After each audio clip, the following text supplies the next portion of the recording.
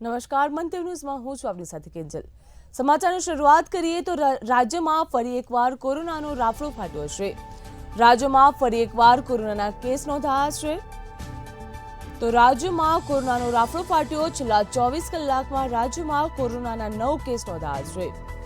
તો અમદાવાદમાં સૌથી વધુ 49 કેસ નોંધાયા છે। સમગ્ર રાજ્યમાં કોરોનાના 336 કેસ એક્ટિવ છે। તો રાજ્યમાં 336 કેસ એક્ટિવ છે। મહેસાણામાં કોરોનાના 10 કેસ નોંધાયા છે।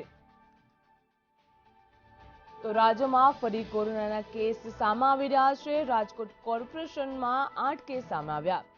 તો સુરતમાં પણ કોરોનાના 6 કેસ નોંધાયા।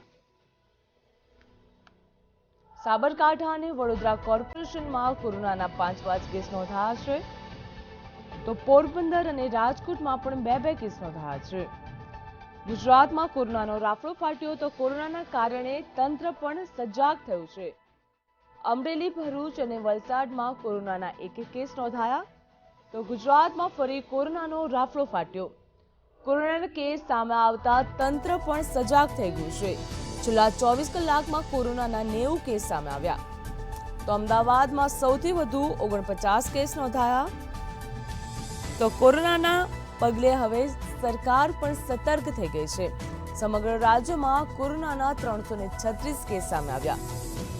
મહેસાણામાં કોરોનાના 10 કેસ નોંધાયા છે।